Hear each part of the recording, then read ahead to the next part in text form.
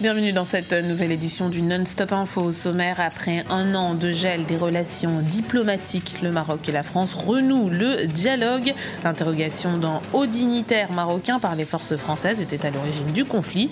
Le roi du Maroc, Mohamed VI, sera reçu au palais présidentiel de l'Élysée à Paris ce lundi.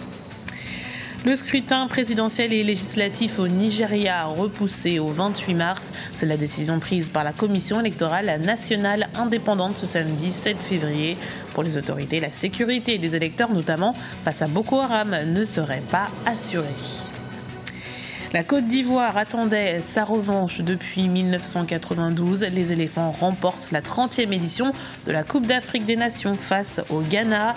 Après 2 finales malheureuses, les hommes d'Hervé Renard ont finalement triomphé d'une séance de tir au but à la limite de l'asphyxie. Le roi du Maroc, Mohamed VI, est donc attendu au palais de l'Élysée à Paris lundi 9 février à 16h GMT. Une visite qui illustre le réchauffement des relations diplomatiques entre la France et le royaume chérifien. Depuis un an, les services policiers et judiciaires avaient cessé toute coopération. Les explications de Kekeli Afeto. Le président français François Hollande recevra ce lundi 9 février son homologue marocain, le roi Mohamed VI, au terme d'une période d'1 an de brouille diplomatique entre Paris et Rabat. Le roi sera reçu à l'Élysée à 17h GMT.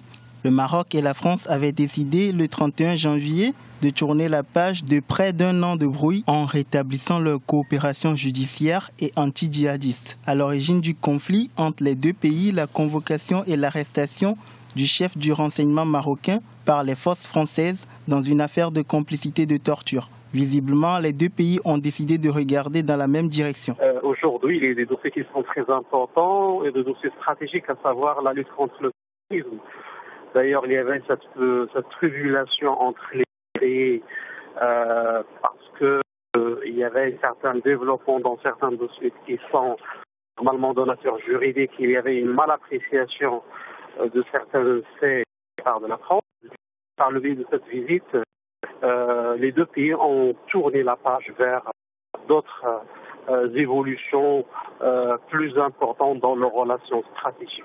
La réception de Sa Majesté à l'Élysée, c'est pour donner un élan très fort et pour barrer la route contre les adversaires de ces relations franco-françaises. Si cette visite marque le début d'une nouvelle ère de la relation qui lie ces deux pays, du côté des spécialistes, on déplore la manière dont cette brouille a été gérée par les autorités françaises. Les autorités françaises n'ont pas fait preuve de responsabilité sur le plan diplomatique à propos de nombreuses personnalités marocaines, que ce soit le ministre des Affaires étrangères, que ce soit le responsable des services secrets au Maroc, que ce soit d'autres personnalités à qui on a réservé un traitement, disons, de seconde zone, et c'est le moins qu'on puisse dire à ce propos. Je crois qu'aujourd'hui, Sa Majesté Mohamed VI en France prouve encore une fois que les choses se sont stabilisées. Le Maroc avait suspendu fin février 2014 sa coopération judiciaire avec la France à la suite d'une crise bilatérale. Les policiers français avaient déposé une plainte contre le chef du renseignement du royaume, Abdelatif Amouchi, pour complicité de torture, suivie d'une série d'incidents et d'impairs diplomatiques. Les autorités maliennes préparent les négociations avec les rebelles du Nord. Ce samedi 7 février, le gouvernement malien s'est entretenu avec plusieurs partis politiques, associations de jeunes, de femmes et membres de la société civile. Une rencontre boudée par l'opposition malienne. Cette dernière considère le projet d'accord obtenu à Alger comme trop favorable aux rebelles. De leur côté, les rebelles estiment, eux, que toutes leurs demandes n'ont pas été prises en compte. L'hypothèse redoutée par les Nigérians sur leur calendrier électoral a été confirmée. La Commission l'a annoncé ce samedi. Les élections présidentielles et législatives prévues dans moins d'une semaine ont été reportées au 28 mars 2015. Un délai d'1 mois et demi justifié par la mobilisation des troupes nigérianes contre le mouvement Boko Haram. Une justification qui laisse certains observateurs sceptiques. Les précisions d'Ibra Radinjaï. Report du scrutin présidentiel au Nigeria. Initialement prévu le 14 février, les élections présidentielles et législatives ont été renvoyées au 28 mars 2015 par la Commission électorale nationale indépendante suite à une demande des responsables de la sécurité du pays. Ces derniers ont en effet jugé déraisonnable de maintenir la date des scrutins au 14 février face à la menace de Boko Haram. Ils craignent en effet que la nébuleuse islamiste profite de l'absence des forces de défense au front contre les islamistes pour commettre des massacres. Si la sécurité du personnel, des électeurs, des observateurs électoraux et du matériel électoral ne peut pas être garantie, la vie d'innocents jeunes hommes et femmes ainsi que la perspective d'élections libres, justes et crédibles serait grandement compromise. Au problème de sécurité et de logistique s'ajoute la question des populations déplacées qui ne seraient pas en mesure d'accomplir leurs devoirs de citoyens. Le report des élections au Nigeria ne répond pas vraiment à des conditions de sécurité parce que le pays est en guerre contre Boko Haram depuis plus de 10 ans. Donc, il y avait ces affrontements. On savait bien que Boko Haram était là. Et aujourd'hui, ce report pose un problème aussi au niveau de la Constitution. Qu'est-ce qui va se passer au niveau du délai qui sera dépassé par rapport au mandat du président? Donc, le pays pourrait être entré dans une phase d'insécurité aussi politique. Il y a un problème au niveau de l'insécurité il y a le nord-est qui ne pourrait pas voter, mais la question qui se pose réellement, c'est de savoir quand est-ce qu'il va y avoir ces conditions qui permettront les élections. Il y a ce problème d'insécurité physique, il y a aussi le problème d'insécurité des institutions. Est-ce que le problème de Boko Haram pourrait être réglé dans 10 jours, dans un mois? Personne ne sait et je pense même les spécialistes ne peuvent pas le prédire. Si certains saluent cette décision, le candidat du Congrès progressiste ACP, Muhammadu Buhari, se dit contre toute modification du calendrier. Il voit derrière la volonté de repousser l'élection une peur du président sortant, Goodluck Jonathan, et de son mouvement, le Parti démocratique populaire, PDP, d'une éventuelle défaite. Il dénonce un recul majeur pour la démocratie nigériane. Avoir l'œil du photographe quand il vous manque la vue, c'est un défi que relève chaque jour l'artiste Taiwo Lawal, aveugle de naissance. Elle pratique cet art depuis 2 ans. Christelle Dayambaya nous dresse son portrait. Taiwo Lawal est aveugle. Elle est aussi photographe. Lawal est capable de prendre des photos sans se servir de ses yeux. Pour ce faire, elle utilise son audition, le sens du toucher et la parole pour capturer les images. Aveugle de naissance, elle a embrassé la photographie il y a 2 ans, ce qui lui a valu de nombreux prix lors d'expositions.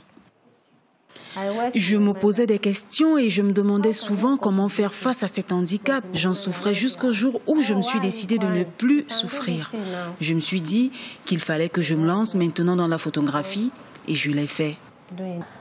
Âgée de 35 ans, Taiwo Lawal s'entraîne dans des studios de photographie où elle apprend aux côtés d'étudiants voyants. Elle se spécialise dans la photographie de rue et dans la prise de portraits. Contrairement aux autres photographes, Lawal suit la formation gratuitement. Elle est un modèle pour les formateurs. Maintenant, je suis plus sensible aux handicapés à cause de mon interaction avec elle. Nous éprouvons du plaisir à travailler avec elle. Sa formation au sein de notre entreprise n'a pas été facile car il lui fallait 2 à 3 fois plus de temps que les élèves voyants. Une mission difficile, mais intéressante aussi parce que la volonté d'être un photographe vient d'elle. Elle a déjà cette passion en elle et nous ne faisons que l'accompagner. Selon le rapport mondial sur le handicap, le Nigeria compte près de 25 millions d'handicapés sur 170 millions d'habitants. En mars 2009, le Sénat avait adopté une loi interdisant la discrimination des personnes handicapées, favorisant ainsi leur insertion socio-professionnelle. Actualité économique, c'est l'Algérie qui met le cap vers le sud du continent. Le pays organisera un forum Algérie-Afrique d'ici la fin de l'année 2015. Un événement destiné à tisser de nouveaux liens de coopération sud-sud et à renforcer ceux déjà existants. Le Bénin, par exemple, en la personne de son président Boni Yayi, s'est récemment engagé à importer du gaz naturel algérien sous forme de butane. Du sport pour terminer ce journal et la Côte d'Ivoire renoue avec le succès en terre africaine après 23 ans d'attente. Les éléphants remportent la 30e édition de la Coupe des Nations face aux Black Stars du Ghana. Un match épique qui s'est soldé par une séance de tirs au but quasiment irrespirable. Score final 0-0, 9 tirs à but à 8. Paul Dessoué. La Côte d'Ivoire, vainqueur de la Coupe d'Afrique des Nations 2015. Pour la deuxième fois de leur histoire, les éléphants ont remporté le prestigieux trophée continental en battant les Black Stars du Ghana à l'issue des tirs au but. Belle entame de jeu pour la Côte d'Ivoire qui, dès la première mi-temps, domine la rencontre. Ils sont sur tous les ballons, toutes les actions sans jamais ouvrir la marque. Le Ghana a du mal mais résiste. Score à la mi-temps, 0 but partout.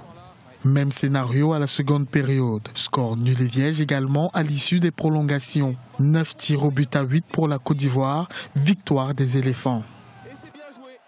Cette équipe de Côte d'Ivoire l'a emporté dans la douleur, certes, mais quand même à l'exercice des tirs au but, faut-il le rappeler, par 9 tirs au but réussis à 8. Tout le monde a tenté sa chance et le paradoxe, là encore, a voulu que ce soit le gardien de but tant décrié, parfois de la Côte d'Ivoire, Boubacar Bari, qui marque le tir au but décisif et offre la victoire aux Ivoiriens.